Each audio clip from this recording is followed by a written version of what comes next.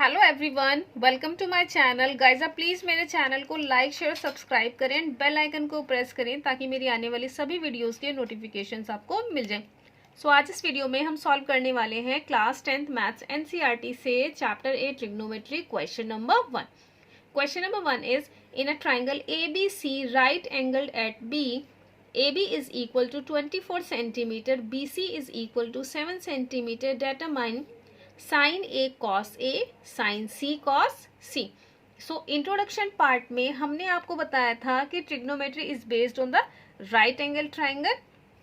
So first हम यहाँ पे एक राइट एंगल ट्राइंगल ड्रॉ कर लेते हैं। देखिए मैं रेड पेन से ड्रॉ करती हूँ ताकि वो एकदम हाईलाइट हो जाए। Right angle triangle ABC, okay ये देखिए angle right angle at B पर हमारा 90 डिग्री है। A B is equal to 24। अब आप ए कहीं भी ले सकते हैं, ए यहाँ भी ले सकते हैं और यहाँ भी ले सकते हैं। मैं यहाँ पे ले लेती हूँ ए बी सी। देखिए A B 24 centimetre, B C 7 centimetre. So हमें बताना है sine A cos A, sine C cos C. So सबसे पहले हम ट्रिग्नोमेट्री में क्या देखते हैं कि हमें ट्राइंगल की तीनों साइड्स को फाइंड करना होता है। अब हमारे पास दो साइड्स ऑलरेडी गिवन है, सो हमें AC फाइंड करनी पड़ेगी। एंड वी नो दैट कि राइट एंगल ट्राइंगल में हम पाइथागोरस थ्योरम का यूज करते हैं। So using Pythagoras theorem first हम फाइंड करेंगे साइड AC। साइड AC 90 के सामने होता है हमारा hypotenuse. Okay, this is hypotenuse. And Pythagoras theorem क्या होती है, उसको हम शॉर्ट में PGT थ्योरम भी बोलते हैं। Okay, so using PGT theorem क्या होता है हमारे पास, hypotenuse is equal to perpendicular square plus base square.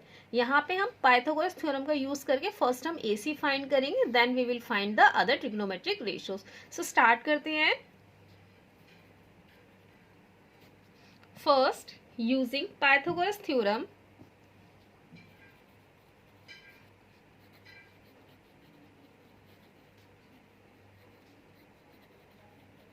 using Pythagoras theorem in triangle ABC क्या होती है हमारे पास, h square is equal to perpendicular square plus base square. So hypotenuse is AC square, perpendicular is BC square and base कितना है हमारे पास, AB square.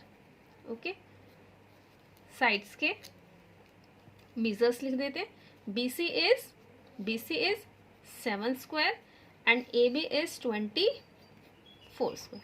So कितना होगा हमारे पास, 7 का स्क्वायर कितना होता है 49 एंड 25 का स्क्वायर 24 का स्क्वायर कितना होता है 576।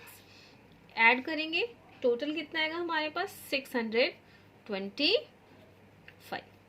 देखिए AC is equal to under root 625। जब हम इसके फैक्टराइज करेंगे सो ये कितना आएगा हमारे पास 5 इंटू 5 इंटू 5 इंटू 5। ओके, सो 5 के हम यहाँ पर पेयरिंग कर लेंगे। कितना आएगा हमारे पास, देखिए 5 का स्क्वायर इंटू 5 का square. So AC is equal to 5 into 5। आप साइड में भी फाइंड करके देख सकते हैं यहाँ पे कि 6 to 5 के कितने स्क्वायर हैं। 5 1 जा 5, 5 2 जा 10, 5 5 जा 25, 5 2 जा 10, 5 5 जा 25, 5 5 जा 25 एंड 5 1 जा 5। सो कितना आएगा हमारे पास 5 इंटू 5 इंटू 5 इंटू। ओके, इस तरह से भी सॉल्व कर सकते हैं। अब देखिए AC कितना आ गया हमारे पास, 5 into 5 is equal to AC is equal to 25 centimetre. हम इसको बॉक्स भी कर देते हैं ताकि हाईलाइट हो जाए थोड़ा सा। अब देखिए हमें फाइंड करना साइन A इंटू कॉस A।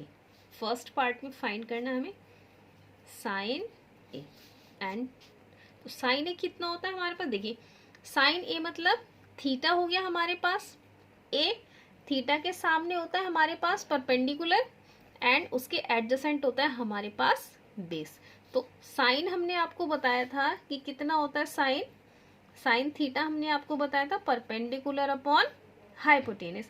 अब बात यहाँ पे क्या हो रही है, एंगल A की। सो A के लिए बेस हो जाएगा AB परपेंडिकुलर हो जाएगा BC एंड हाइपोटेनियस हो जाएगा हमारा AC। सो साइन ए कितना होता है हमारे पास, perpendicular upon hypotenuse. So sine A perpendicular कितना हो जाएगा, देखिए BC upon and hypotenuse is AC। Values put कर देंगे हम यहाँ पे, कितना हो जाएगा हमारा, BC की वैल्यू कितनी है 7 एंड AC की वैल्यू हमने फाइंड करी थी कितनी 25।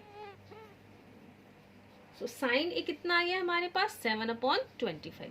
सेकेंड पार्ट देखते हैं, सेकेंड पार्ट में कितना करेंगे हम इसका, सॉरी सेकेंड पार्ट नहीं, फर्स्ट का sine A and cos A. Cos A देखते हैं, कॉस ए कितना आएगा हमारे पास, देखिए कॉस ए कितना होता है बेस अपॉन हाइपोटेनियस, तो AB अपॉन AC और AB कितना है हमारे पास 24 एंड AC कितना है हमारे पास, हमने फाइंड करा था 25। ओके, सो यहाँ पे हमारा फर्स्ट पार्ट सॉल्व हो चुका है। अब हम यहाँ पे सेकेंड पार्ट सॉल्व करेंगे। सो कॉस ए की वैल्यू कितनी है हमारे पास 24/25। This is the first part, यहाँ पे हम लिख देते हैं फर्स्ट पार्ट। नाउ हम करते हैं सेकेंड पार्ट। सेकेंड पार्ट पे हमें क्या फाइंड करना है, to find sine C and cos C। Okay, sine C and cos C।